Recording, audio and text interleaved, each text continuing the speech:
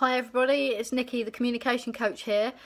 Today I'm going to talk about something really important because there is a campaign out there by British Transport Police encouraging commuters to approach people to help save a life. It's called Small Talk Matters. And it's a great campaign. They've linked in with the Samaritans, and it's encouraging people who are standing at train stations or tube stations who see somebody behaving slightly differently to go up and approach them, because we know that if we talk to people when they are feeling suicidal, we might be able to momentarily distract them from the action that they're thinking about taking, and then get them or help them to get the help that they need in the future.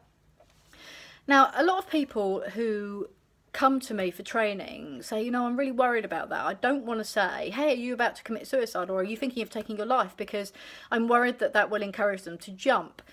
Now, let me reassure you around that there has been a lot of research conducted into saying words to somebody who is feeling suicidal push them over the edge, push them to commit the action. And the answer is no.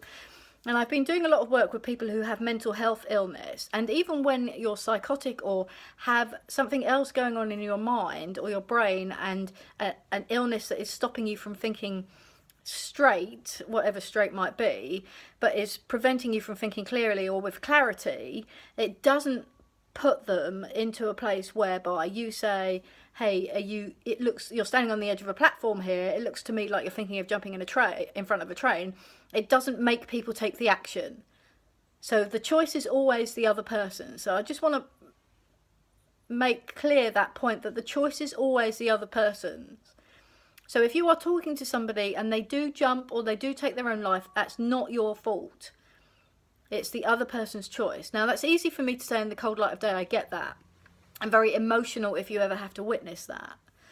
The other thing is that sometimes we internalize challenges and problems to the point where we cannot see any other way. And when somebody talks to us and uses reflective language, it helps us to see clearly. It helps us to recognise that perhaps there is a different path to take rather than the one that we're about to take here. So first off, you're not going to get somebody to jump because you go and speak to them. And second off, it's people's choice, and people will make their own decisions and their own choices in life. And the third one is, don't worry about looking foolish. One of the fears that we have in life is about looking stupid in front of other people, and it's a big fear. And we say to kids all the time, oh, don't worry about that, just do it. And actually, as adults, we're just the same. And there's loads of videos that go around on Facebook that show people in a very uncaring fashion. They show somebody being bullied. The recent one is the bullying in the Burger King restaurant, which I've noticed, and you see the people watching. Now, we don't live in an uncaring society. We live in a society that reflects social proofing. And sometimes we will see an incident or something happening and it doesn't register properly in our minds, and we're like, that looks abnormal. But everybody around me is carrying on with their life and nobody is stopping. So the social proof is nobody's stopping. So therefore, yeah, it looks abnormal, but I don't want to look stupid and go over in case it is just normal behaviour and nobody else seems to be doing anything, so I'm going to carry on. And there's nothing wrong with that. And we give ourselves such a hard time around this, about we live in an uncaring society, and we don't. We really don't. You only have to look at big incidents that happen and how the camaraderie and people get together to help each other out, whatever that might be. And look at the incidents in London and in Manchester, all the tweets and the texts and the Facebook messages saying, come and stay with me, do this, do that.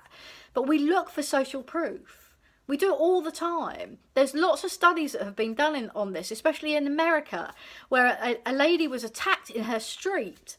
And she was screaming for help, and and people knew, they could hear the screaming, but because nobody else was doing anything, and they were looking out the window, and everybody else seemed to be just having a normal life, that they felt that somebody else must know about it, and was either doing something about it, or it was nothing to worry about. It was normal behaviour, and it's called social proofing. And you see it all the time. You can see it now with the allegations of sexual harassment coming out against famous people, because somebody has taken something that's happened to them, being brave enough to say, hey, you know, this happened to me and it wasn't right, and now other people are going, gosh, someone's done that, I can follow on. So my point is that don't be afraid to approach somebody, even if nobody else is, and it seems like this is normal behaviour and that everything is going on in a normal day-to-day interaction. If something doesn't feel right to you and it doesn't look right to you, the worst that anybody will say is, no, don't be stupid. Why on earth would I do that? So if you're standing at a tube station and you see somebody on the platform who doesn't look quite right, you've noticed for some reason that maybe they're crying, maybe they're looking down, maybe they look dishevelled, maybe they're spending too much time there and haven't got on any trains. There's just something about them that doesn't feel right for you. Go and speak to them and say, hey, I've just noticed this. If I'm wrong, I'm really sorry. I don't wish to offend you. You know, we're in the UK. We like to be polite and not offend anybody. And the worst that will happen is they'll say, no, I'm fine. Or they'll go, what? And you might just distract them for a minute. And then you can just ask them openly, how can I help you? What can I do to help you? And then listen to them. And just be with them in that moment and listen. You don't have to understand because you won't understand. And if you say, I understand, they'll say you don't, because you don't. But you can listen.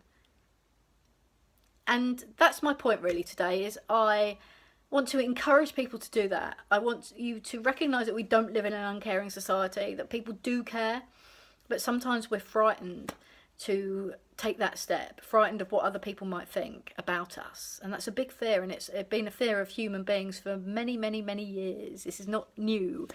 This is all proven in psychology and research. So be brave, have courage. If you get it wrong, you get it wrong. Nothing will happen. You'll feel a little foolish and you'll walk away. But if you don't get it wrong, you'll make a huge difference to somebody's life. Okay, that's all I wanted to say. It's just one of my quick rants, but I think it's a great campaign, and hopefully that will have given you just some skills just to say what you see, say what you're thinking, and not be afraid of that. So if you see somebody standing by the edge saying, you know, you look like you're really close to the edge, I see you're very deep in thought, it looks like something's troubling you, what can I do to help? And see what happens.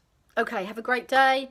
Thank you for watching. Please share, please like. I really want to make a difference in people's lives and really help them around communication and conversation and connection. You know, human connectivity is such a powerful thing. I see so many people who feel that they don't have that in their life, and when events happen to them, they're unable to cope, and it takes them to a place which is uncomfortable for them, and they can't see a way out. And I wrote this in my blog recently, but when you look at people who are at the edge, who can't see a way forward, most people don't want to die, they just want a way away from the pain, and they can't see a way out because they're internalising. If you happen to be going through that, for whatever reason, if you happen to be watching this video because it's caught your eye, or because something has happened in your life and you're looking for some support, please just send me an email, send me a text, I'll reply to you. I always reply to people that contact me and see what we can do to help you. Okay, good luck, have a great day, and I'll speak to you soon.